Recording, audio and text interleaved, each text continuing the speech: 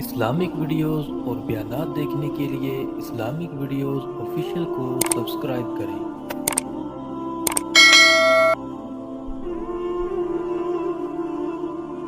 ان آیات مبارکہ میں اللہ سبحانہ و تعالیٰ ارشاد فرما رہے ہیں کہ عما یتساءلون، یہ آپ سے کس کے بارے میں سوال کرتے ہیں؟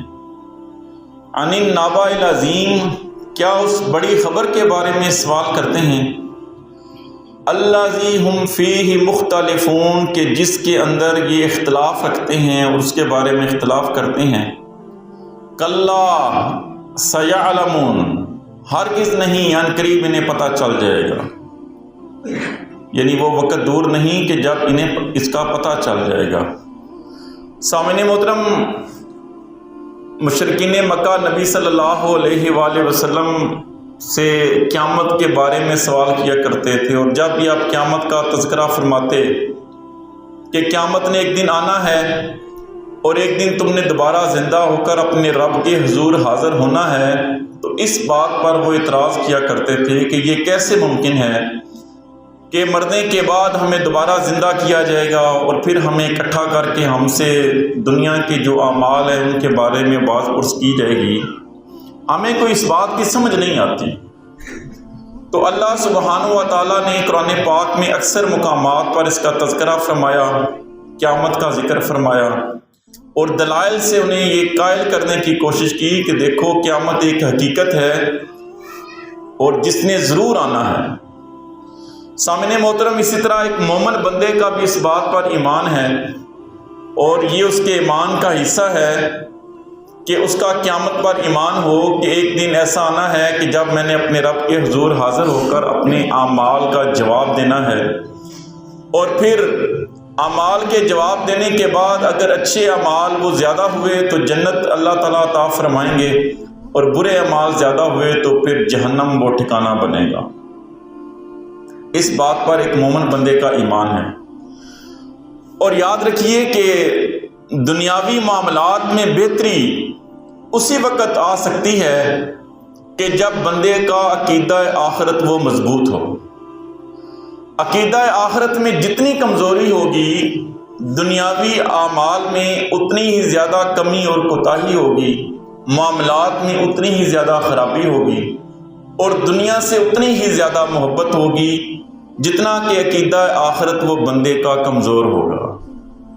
یہ ایک حقیقت ہے، یہ ایک اٹل حقیقت ہے کہ قیامت نے آنا ہے۔ جس طرح سورج کو ہم اپنی آنکھوں سے دیکھتے ہیں، قیامت والے دن کو بھی ہم نے اپنی آنکھوں سے دیکھنا ہے، اور اس نے آ کے رہنا ہے۔ اور اس کے حوالے سے قرآن پاک میں کئی جگہ پہ اس کا تذکرہ بھی ہوا ہے۔ لیکن سامعین محترم، نبی صلی اللہ علیہ وآلہ وسلم نے قیامت کی کچھ علامات اور کچھ نشانیاں بھی وہ ہمارے سامنے ہمیں بتائی ہیں، احادیث میں ان کا تفصیلاً تذکرہ ملتا ہے۔ آج انشاءاللہ تعالیٰ کچھ اسی حوالے سے احادیث آپ کی خدمت میں انشاءاللہ پیش کروں گا۔ سامعین محترم، قیامت کے حوالے سے کچھ غیر معمولی نشانیاں ہیں قیامت کی کہ جن کا تذکرہ ہمیں احادیث میں ملتا ہے کہ یعنی جب وہ نشانیاں ظاہر ہو جائیں گی تو دوسرے لفظوں میں یہ سمجھ لیجیے کہ اب قیامت بالکل وہ قریب ہو چکی ہے، اور اس کے بعد وہ قیامت پکی ہے۔ اور کچھ نشانیاں ایسی آپ صلی اللہ علیہ وآلہ وسلم نے بتائی ہیں کہ جس طرح آپ نے مختلف فتنوں کا تذکرہ کیا ہے کہ میری امت میں یہ فتنے پیدا ہوں گے، اسی طرح قرب قیامت کی کچھ نشانیوں کا بھی آپ نے تذکرہ فرمایا ہے کہ جب یہ کام ہونے لگیں تو سمجھ لو کہ وہ قیامت قریب ہے۔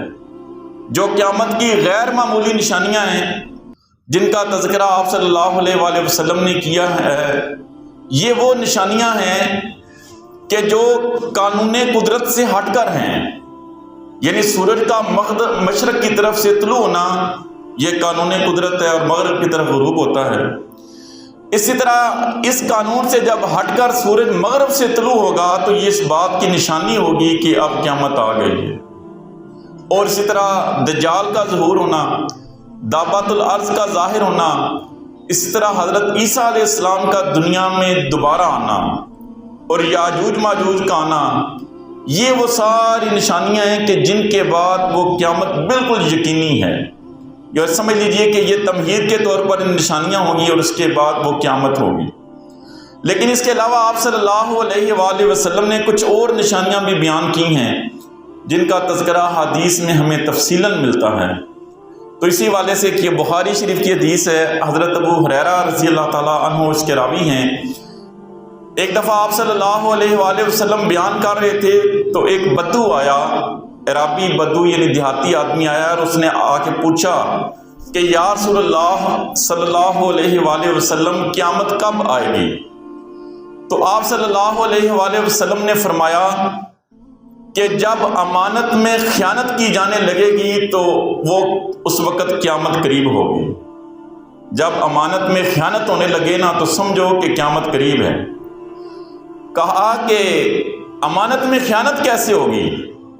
تو آپ صلی اللہ علیہ وآلہ وسلم نے فرمایا کہ جب معاملات وہ نااہل لوگوں کے سپرد کر دیے جائیں گے تو وہ قیامت کا قریب کا زمانہ ہوگا، یعنی معاملات کا نگران وہ نااہل لوگوں کو بنا دیا جائے، ذمہ داریوں کا تعین جو کیا جائے وہ نااہلوں کے سپرد کر دیا جائے تو سمجھ لو قیامت قریب ہے۔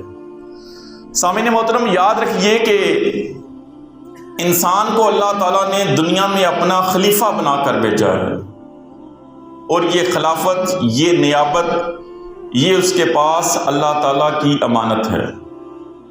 امانت کا مفہوم اردو میں بڑا محدود سا لیا جاتا ہے، اور ہم اس لفظ کی اتنی پرواہ نہیں کرتے کہ جناب چھوٹا سارا لفظ ہے، لیکن امانت کا مفہوم وہ عربی زبان میں بڑی وسعت رکھنے والا ہے، بڑا وسیع مفہوم ہے اس کا۔ تو اللہ تعالیٰ نے انسان کو یہ جو خلافت عطا کی، یہ جو نیابت عطا کی، یہ بھی اس کے پاس اللہ تعالیٰ کی امانت ہے۔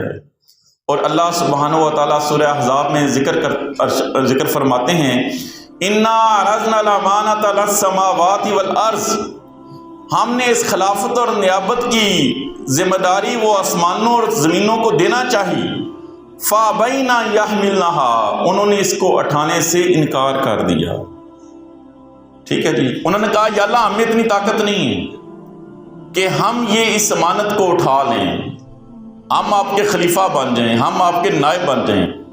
وَحَمَلَهَا الْإِنسَانُ، لیکن انسان نے اس امانت کو اٹھا لیا۔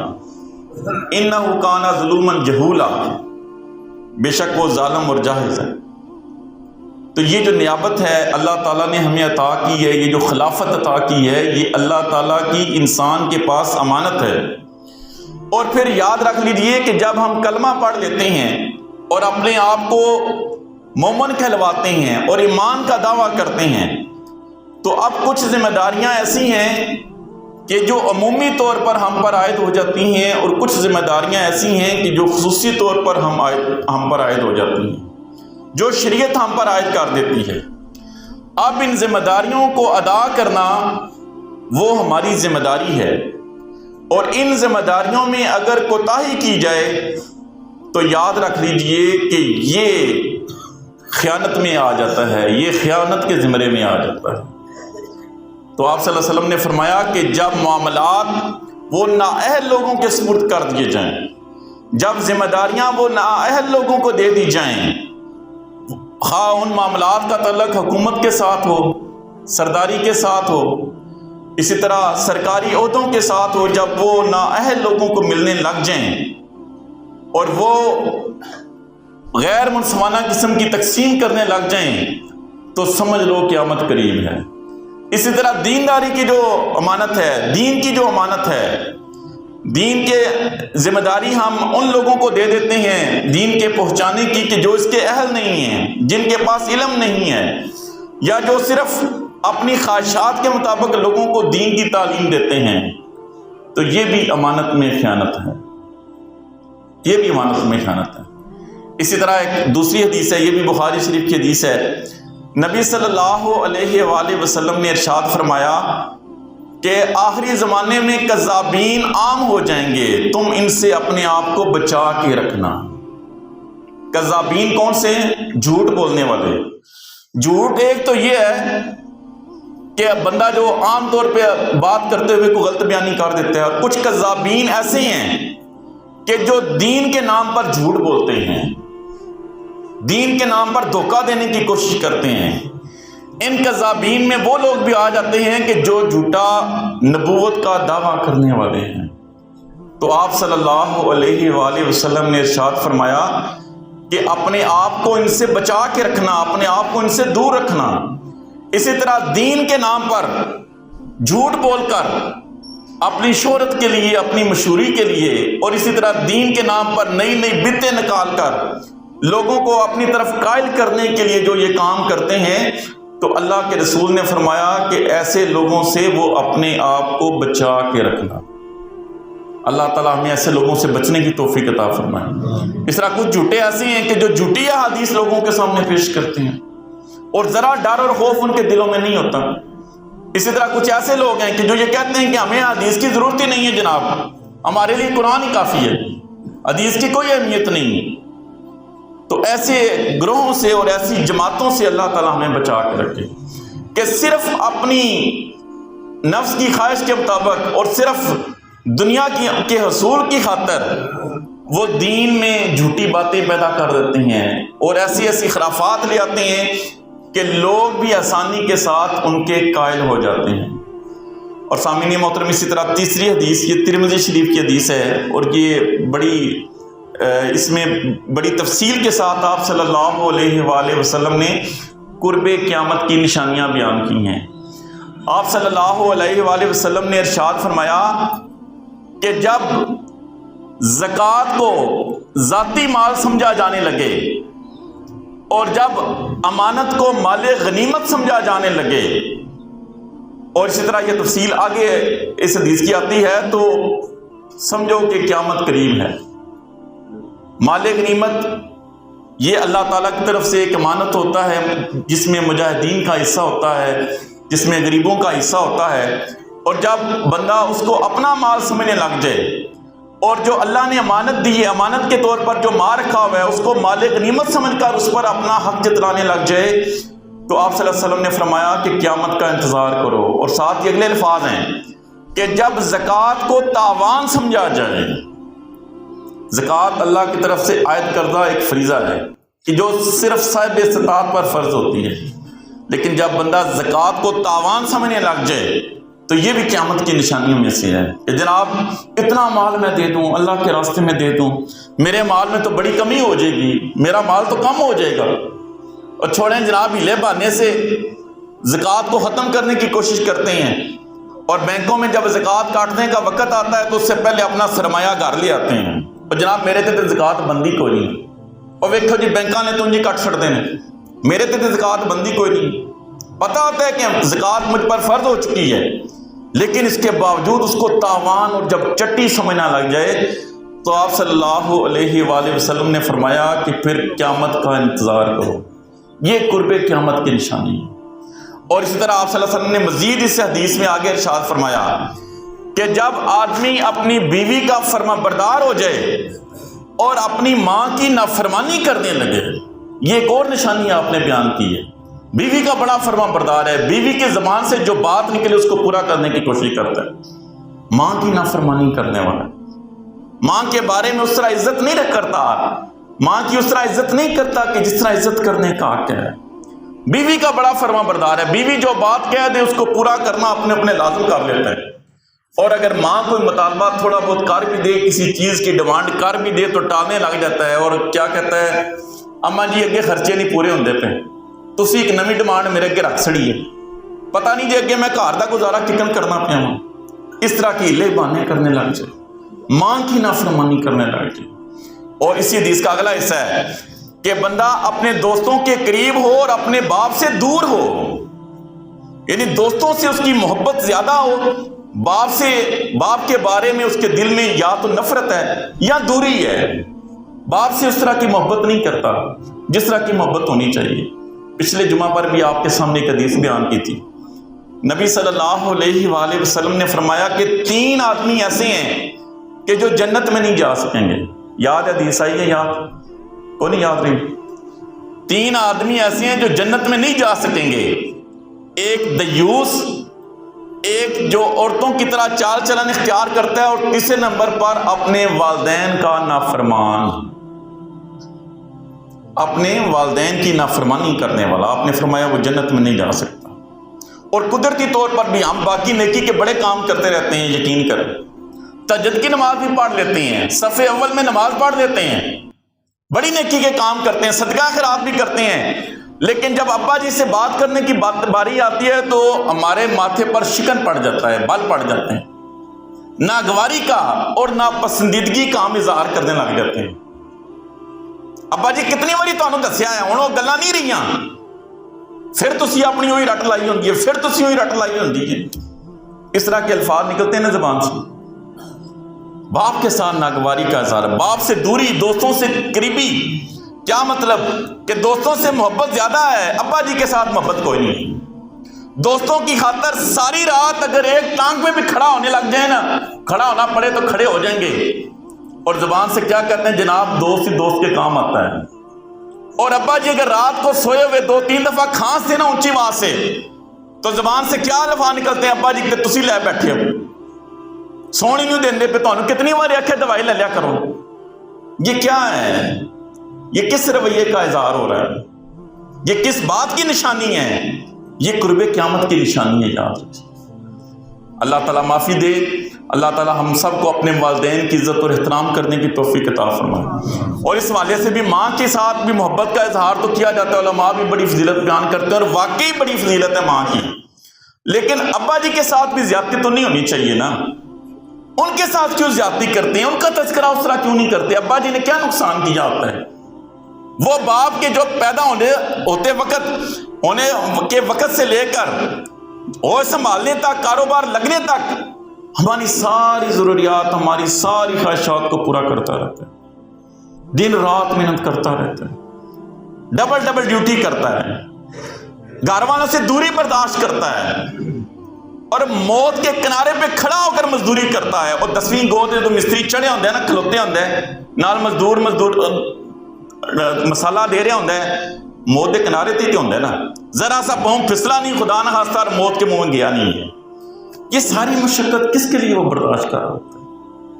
اپنی اسی اولاد کے لیے، کہ جو بات پر جب وہ بوڑھے ہو جاتے ہیں تو انہیں ڈانٹنے لگ جاتی ہیں، بات پر ان کی بےزتی کرنے لگ جاتی ہے، اور جن کی طرف دیکھنا وہ بچہ گوارا نہیں کرتا کہ چھڈو جی مائی بابے نے ان کے کرنا۔ ایک تے مائی بابے نے بڑا تنگ کیتے ہیں، نہ کرے جان دیندے نہ آون دیندے، ڈیوٹی انہاں دی پوری کرنی پیتی ہیں۔ تو کسی دانشور سے کسی نے پوچھا کہ ماں کے پاؤں تلے تو جنت ہے، باپ کے پاؤں کے نیچے کیا ہے؟ تو اس نے بڑا خوبصورت جواب دیا، باپ کے پاؤں کے نیچے وہ ٹوٹی اور گھسی ہوئی چپل ہے کہ جو ساری زندگی پہن کر اپنی اولاد کی خواہشات کو پورا کرنے کے لیے وہ محنت اور مزدوری کرتا ہے۔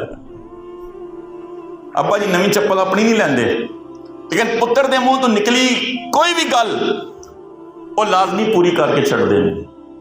اور جو ایسی ہستی، ایسی محبت کرنے والی ہستی ہے، اس کے ساتھ ہمارا یہ رویہ، کتنا افسوس ہے۔ وہ میں نے پہلے بھی آپ کے سامنے ایک واقعہ سنایا تھا کہ میرے ایک دوست ہیں، وہ گئے ہیں ملتان، کہتے ہیں گئے میں تقریر کرنے کے لیے، بیان کرنے کے لیے، میرا دوست مجھے گھر میں لے کے گیا، تو بڑا خوبصورت گھر ہے، بڑی خوبصورت کوٹھی، گاڑی بھی کھڑی ہے، نوکر بھی ہیں، ساری ضرورتیں ہیں، اور گھر کے اندر صرف ایک بوڑھا آدمی تھے اور ان کی بیوی تھے، ایک صاحب تھے اور ان کی بیوی تھے۔ تو میں نے اپنے دوست سے پوچھا کہ یہ ساری سہولتیں ہیں تو کیا ان کی اولاد نہیں ہے؟ کہنے لگے کہ ان کے پاس دنیا کی ساری سہولتیں ہیں، گاڑی بھی ہے، اچھا گھر بھی ہے، خدمت کے لیے نوکر بھی ہیں، ان کا نہ صرف ایک ہی بیٹا ہے جو انگلینڈ میں ڈاکٹر ہے، اور وہ 2 سال بعد پاکستان آتا ہے۔ تو جب وہ پاکستان آنے لگتا ہے نا اور اپنے گھر والوں کو، ماں باپ کو بتاتا ہے کہ میں آنے لگتا ہوں، تو یہ ماں باپ ہاتھ اٹھا کے دعائیں کرتے ہیں کہ یا اللہ اللہ کرے ساڈا مڑا نہ ہی پاکستان آئے۔ میں نے پوچھا حیرانگی سے کیوں؟ میرا دوست بتانے لگا اس لیے کہ جب وہ بیٹا پاکستان آتا ہے نا تو اس کا رویہ اپنے ماں باپ کے ساتھ اچھا نہیں ہوتا، وہ بات پہ ماں باپ کو جھڑکتا ہے۔ ابا جی تو پتہ نہیں یہ کام کتنا کرید ہے، ابا جی کتنی بار رکھیا دوائی لے لیا کرو، تسی دوائی نہیں لیندے، بات پہ جھڑکتا ہے۔ تو یہ ہاتھ اٹھا کے دعائیں کرتے ہیں کہ اللہ کرے اس سال ہمارا بیٹا پاکستان نہ آئے۔ اندازہ لگا لیجیے، یہ ہمارے معاشرے کی تصویر ہے جو تقریباً ہر جگہ پہ ہمیں نظر آتی ہے۔ تو کیا فرمایا کہ دوستوں کے قریب ہوگا اور اپنے والد سے دور ہوگا. دوست کے لیے ہر قربانی دینے کے لیے تیار ہے. حالانکہ دوست یہ وہی دوست ہے کہ جو صرف اپنی خواہش کے لیے اس نے بنایا ہوا ہے، اور جو اس وقت تک ساتھ ہے کہ جب تک آپ کی جیب میں پیسے ہیں. جب آپ کنگلے ہو گئے تو وہ دوست دوستی چھوڑ جاتے ہیں، الگ ہو جاتی ہیں. اور جناب وہ کل کے لینے وہ تو چاہ پیان دے پیسے بھی کوئی نہیں ہیں.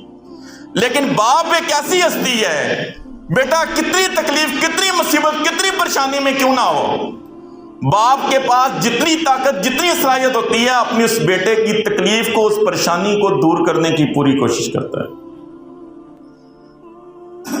اور اسی لیے نبی صلی اللہ علیہ وآلہ وسلم نے فرمایا کہ باپ کی ناراضگی وہ رب کی ناراضگی ہے، باپ کی رضامندی وہ رب کی رضامندی ہے.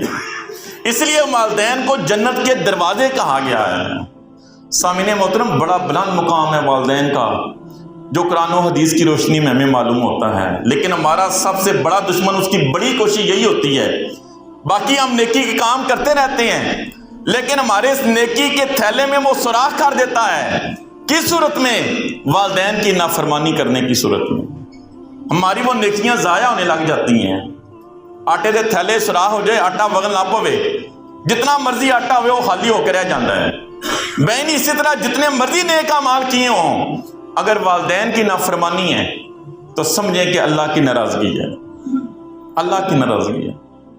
تو قرب قیامت کی نشانیوں میں سے ایک نشانی آپ نے یہ بیان فرمائی کہ بندہ اپنے دوستوں کے قریب ہوگا اور اپنے والدین سے دور ہوگا.